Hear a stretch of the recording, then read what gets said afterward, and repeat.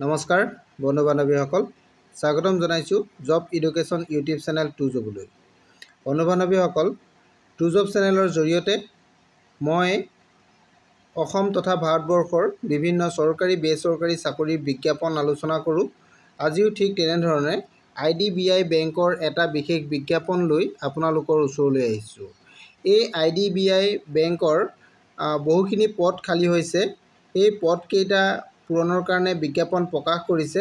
ইয়াৰ সবিশেষ জানিবৰ কাৰণে আপোনালোকে ভিডিঅ'টো শেষলৈকে চাব। আৰু যদি আপোনালোক মোৰ চেনেলত প্ৰথমবাৰলৈ আহিছে তেনেহ'লে চেনেলটো ছাবস্ক্ৰাইব কৰি কাষতে থকা অল নটিফিকেশ্যনটো অন কৰি দিব।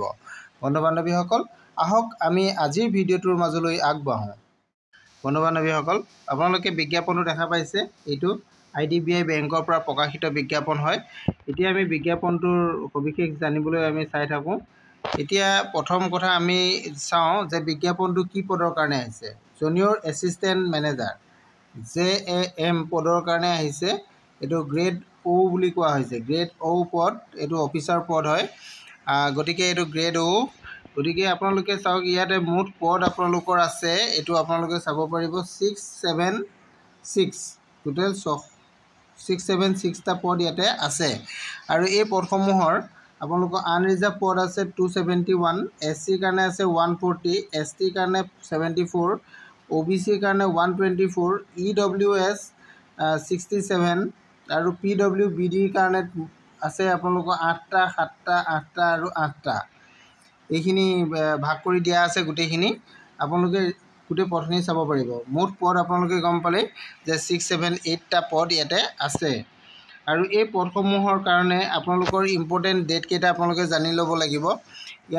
ইয়াতে প্ৰথম 1 নম্বৰত দিছে cut off date for eligibility criteria of age. আপোনালোকৰ যিটো ইয়াতে ইলিজিবিলিটি ক্ৰাইটেৰিয়া এজ লাগে, সেই এজটো আপোনালোকৰ 1 মে 2025লৈকে ধৰা হ'ব, এডুকেশ্যনেল কোৱালিফিকেশ্যনৰ ওপৰত নিৰ্ভৰ কৰি। আৰু 2 নম্বৰতে আহিছে এডভাৰটাইজমেণ্ট ডেট। আৰু এই এডভাৰটাইজমেণ্টটো ওলাইছিলে আপোনালোকৰ 7 মে 2025 তাৰিখে প্ৰকাশ কৰিছিল। আৰু ইয়াৰ কাৰণে আপোনালোকৰ অনলাইন যিটো আবেদন প্ৰক্ৰিয়া, অনলাইন ৰেজিষ্ট্ৰেশ্যন আৰু আপোনালোকৰ ফৰ্ম মডিফিকেশ্যন, এই দুইটা কাম আৰু লগতে পে'মেণ্ট অফ এপ্লিকেশ্যন ফিজ, আপোনালোকৰ যিটো ইয়াৰ কাৰণে এপ্লিকেশ্যন ফিজ দিব লাগিব, এই গোটেইকেইটা আপোনালোকে 8 মে'ৰ পৰা 20 মে'ৰ ভিতৰত কৰিব লাগিব। অৰ্থাৎ আপোনালোকৰ ইয়াতে লাষ্ট ডেটটো হৈছে 20 মে'। গতিকে আপোনালোকে 20 মে'ৰ ভিতৰত অনলাইন আবেদনটো কৰিব লাগিব আৰু ইয়াৰ পে'মেণ্টটো আপোনালোকে কৰিব লাগিব। আৰু tentative date of online test, আপোনালোকৰ যিটো অনলাইনৰ যিটো টেষ্ট হ'ব, সেই অনলাইন টেষ্টটো হ'ব 8 জুনত, 8 জুন 2025 ছানডে'। সেইদিনা আপোনালোকৰ অনলাইন টেষ্ট হ'ব। এইটো জুনিয়ৰ এছিষ্টেণ্ট মেনেজাৰ পদটোৰ কাৰণে। ইয়াতে আপোনালোকৰ টেষ্টটো অনলাইন টেষ্টহে হ'ব। ইয়াৰ কাৰণে আপোনালোকৰ এজটো চাওক, এজ আপোনালোকৰ কিমান প্ৰয়োজন হ'ব যিটো পদ। ইয়াৰ কাৰণে এজটো মিনিমাম 20 ইয়াৰ্ছ দিয়া হৈছে আৰু মেক্সিমাম 25 ইয়াৰ্ছ দিয়া হৈছে। আৰু এজটো আপোনালোকৰ কিমান তাৰিখলৈকে ধৰা হ'ব এইখিনি কথা ক'লোৱেই। আৰু ইয়াতে আপোনালোকৰ ৰিলেক্সেশ্যন থাকিব, এইটো এজৰ ৰিলেক্সেশ্যন আপোনালোকে পাব, এইটো আপোনালোকৰ কেটেগৰী ৱাইজত। আৰু এডুকেশ্যনেল কোৱালিফিকেশ্যনটো আপোনালোকে চাওক, বেচেলৰ ডিগ্ৰী ইয়াতে বিচৰা হৈছে। বেচেলৰ ডিগ্ৰী ইন মিনিমাম 60% লাগে জেনেৰেলৰ কাৰণে আৰু EWSৰ কেণ্ডিডেটৰ কাৰণে আৰু OBC কেণ্ডিডেটৰ কাৰণে। আৰু যিসকল SC ST বা PWBD কেণ্ডিডেট আছে তেওঁলোকৰ কাৰণে 55% ইয়াতে ধৰা হৈছে। আপোনালোকে ইয়াতে এইটো এনি ডিচিপ্লিন গ্ৰেজুৱেশ্যন হ'লেই হ'ল, BA হওক বা BSc হওক বা BCom হওক, অনাৰ্ছ হওক বা নন অনাৰ্ছ হওক, আপোনালোকে এইটো আবেদন কৰিব পাৰিব। আৰু লগতে আপোনালোকৰ কম্পিউটাৰ লিটাৰেচি থাকিব লাগিব। Computer লিটাৰেচি candidate expected have the proficiency in computer, এইটো কম্পিউটাৰ আপোনালোকৰ লিটাৰেচি হ'ব লাগিব। এইখিনি কথা ইয়াতে উল্লেখ আছে। আৰু আপোনালোকৰ ইয়াতে কি কি বস্তু প্ৰয়োজন হ'ব এইখিনি কথাও দিয়া আছে। মই সবিশেষ আপোনালোকক জনাবলৈ চেষ্টা কৰি আছোঁ।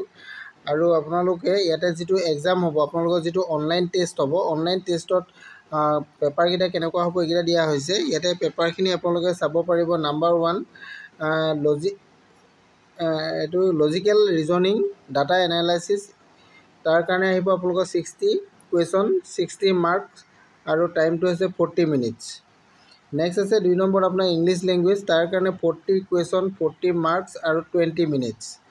আৰু কোৱান্টিটিভ এটিটিউডৰ আছে আপোনালোকৰ 40 মাৰ্ক 40 কুৱেশ্যন আৰু 35 মিনিটছ।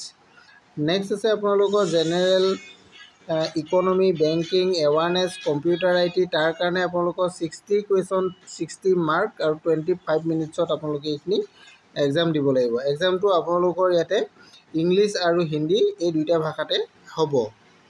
এইখিনি কথা ইয়াতে উল্লেখ আছে। আৰু আপোনালোকে অনলাইনৰ যিটো আবেদন প্ৰক্ৰিয়া, এই আবেদনটো আপোনালোকে কেনেকৈ কৰিব, ইয়াতে অনলাইন আবেদনৰ প্ৰক্ৰিয়াখিনি দিয়া আছে। মই আপোনালোকক দেখাই দিম, আপোনালোকে চাব পাৰিব। অনলাইন আবেদন প্ৰক্ৰিয়াটো মই দেখাই দিছোঁ। অনলাইন আবেদনৰ আপোনালোকৰ এইটো 8 মে'ৰ পৰা আৰম্ভ হৈছে, 20 মে'লৈকে হ'ব।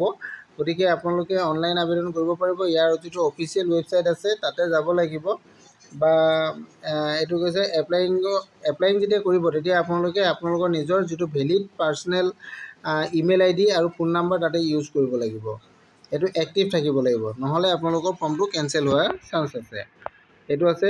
ইয়াৰ এইবিলাক ফৰ্মখিনি আছে, এই ফৰ্মখিনিত আপোনালোকৰ ডকুমেণ্টছসমূহ আপলোড দিব লাগিব। ইয়াতে ছিগনেচাৰ দিব লাগিব, আপোনালোকৰ টিপ চহী দিব লাগিব। এইখিনি বস্তু আপোনালোকে ইয়াতে আপলোড দিব লাগিব ফৰ্মৰ লগত। এইখিনি আপোনালোকে ভালধৰণে চাই ল'ব, গোটেইখিনি কথা দিয়া আছে। আৰু ইয়াৰ অফিচিয়েল ৱেবছাইটটো আপোনালোকক মই জনাই দিছোঁ, এইটো www.idbibank.in। এই ৱেবছাইটত গ'লে আপোনালোকে সবিশেষ জানিব পাৰিব। তাৰ পৰা আপোনালোকে বিজ্ঞাপনটো ডাউনলোড কৰি লৈ ল'ব পাৰিব। আৰু এইখিনি কথা, গোটেইখিনি কথা মই আপোনালোকক জনালোৱেই। আৰু যদি কিবা জানিব বিচাৰে তেনেহ'লে আপোনালোকে মোৰ ভিডিঅ' শেষত কমেণ্ট কৰিব, মই আপোনালোকক জনাবলৈ চেষ্টা কৰিম। আৰু এটা কথা আপোনালোকক ইয়াতে জনাই থওঁ, আপোনালোকৰ যিটো অনলাইনৰ এক্সাম হ'ব তাৰ কাৰণে আপোনালোকৰ এটা কি হ'ব, আপোনালোক পে'মেণ্ট কৰিব লাগিব। পে'মেণ্টটো কিমান কৰিব লাগিব আপোনালোকে এইটো চাই লওক। 250 ৰুপিজ পে'মেণ্ট কৰিব লাগিব SC ST PWD কেণ্ডিডেটসকলে। আৰু বাকী আদাৰ কেণ্ডিডেটসকলে আপোনালোকে 1050 টকা পে'মেণ্ট কৰিব লাগিব। এইটো আপোনালোকে বেংক অনলাইনৰ থ্ৰুৱেদি পে'মেণ্ট কৰিব লাগিব। এইটো আপোনালোকৰ কোনো ধৰণৰ বা চালান কাটিব নালাগে, ডাইৰেক্ট আপোনালোকে এইটো অনলাইন মোডত পে'মেণ্ট কৰিব লাগিব। এইটো ইয়াতে উল্লেখ কৰা আছে, আপোনালোকে চাই ল'ব পাৰিব। এইখিনি কথা আছিলে। আজিৰ ভিডিঅ'টো ইমানেই। ভিডিঅ'টো যদি ভাল লাগিছে লাইক কমেণ্ট শ্বেয়াৰ কৰি দিব। Thank U.